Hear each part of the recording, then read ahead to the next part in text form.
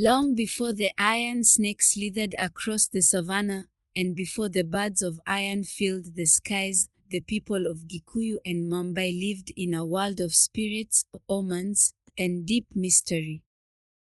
In the lush, forested ridges of what would one day be called Kenya, one name was spoken with more reverence and fear than any other, Mugo or Kibiru. He was not born into greatness. In his youth, Mugo was an ordinary boy, a shepherd who spent his days in the thick cedar forests of the Mathira region. But the forest, the Kikuyu knew, was not empty. It was the home of the Ngoma, the spirits of the world, the ancestors, and the Choma, the great serpent of creation. One day, while chasing a stray goat into a forbidden grove, young Mugo vanished. The villagers searched for 3 days. They found his goats, his staff, but no sign of the boy. On the 4th day, he simply reappeared, sitting by his family's fire as if he had never left. But he was different. His eyes were old. He spoke in riddles. He had been taken, they whispered, to the spirit world. The Ngoma had opened his mind, searing into his soul the visions of 1,000 tomorrows. He was no longer a shepherd. He was a Mandu Mugo, a seer. Mugo wa Kibiru became the greatest prophet of his age. He lived a simple life, growing his githathi, magical beans, and gods, but his words carried the weight of fate. He was the keeper of the Jikandi, a divination god that showed him the future in its swirling contents.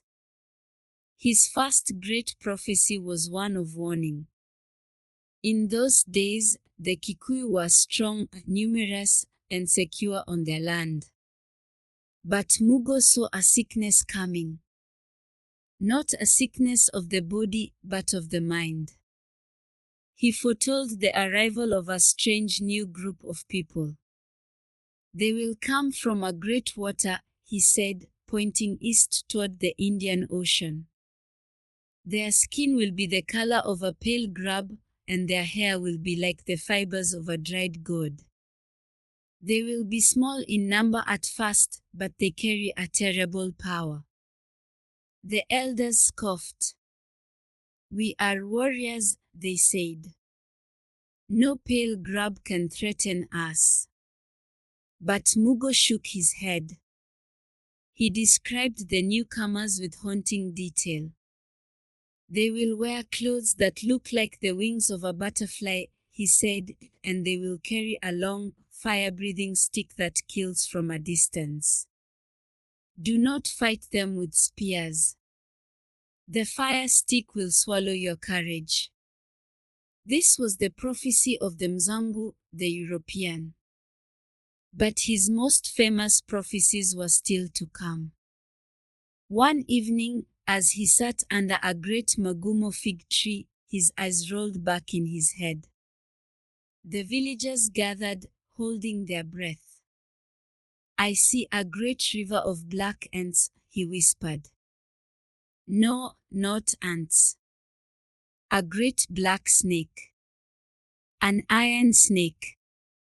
It will come from the great water, from the place where the sun rises, and it will slither across our land all the way to the great lake of waterflies, Lake Victoria. It will breathe smoke and scream like a wounded buffalo." The people were confused. A snake of iron? There was no such thing. "It will not eat our cattle," Mugo continued. "But it will change everything. It will carry the pale grubs in their iron bellies. Where the snake goes, our land will be cut in two. Our old paths will be forgotten, and new ones will be drawn by strangers." Years later, the British colonizers built the Kenya-Uganda Railway. The Kikuyu saw the steel rails and the belching locomotives and remembered Mugo's words. They called it Thiri Nambara, the iron snake. But the prophecy that chilled blood the most was of the birds. One dry season, Mugo wa Kibiru climbed to the top of a high hill near his home. He was an old man by now, his skin wrinkled like dried bark, but his voice was still strong. He gathered the elders and pointed to the sky. "You see those small birds? The ones that dart and swoop?" he asked. The elders nodded. One day, Mugo said, "You will see birds that are not birds. They will be made of iron and will be larger than 100 men. They will have no legs to perch on the trees. They will not sing. They will roar like a lion and their wings will not flap. They will fly higher than the eagle and drop fire from the sky that will crack the earth." The elders looked at the harmless weaverbirds and laughed nervously. "Old man, your mind is finally leaving you. Birds made of iron? Impossible." Mugo wa Kibiru simply smiled a sad, knowing smile. "You will see them," he said. "They will come during the time of the Great War. And the world of our fathers will end." He was describing, with perfect clarity, the airplanes and bombs of the First and Second World Wars. As Mugo wa Kibiru felt his own death approaching, he gave his final prophecy. It was a prophecy about himself. He called his sons to his side. "Do not mourn me," he said, "and do not bury me in the ground. My body is not for the soil. When I die, take me to the fork of the two rivers, near the great Mugumo tree that I have loved since I was a boy. Place my body on a platform in its branches. Do not cut the tree. Do not mark the grave." His sons obeyed. They laid the great prophet on a wooden platform in the fig tree and left him to the elements and the spirits. And then the prophecy fulfilled itself. That very night, a tremendous storm erupted over the land.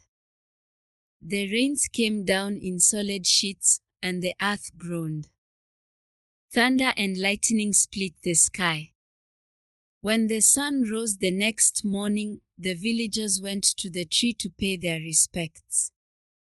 The tree was gone. The platform was gone. Mugo wa Kibiru's body was gone. In its place was a deep chasm. A massive crack had opened in the earth, splitting the very ground where the Mugumo had stood.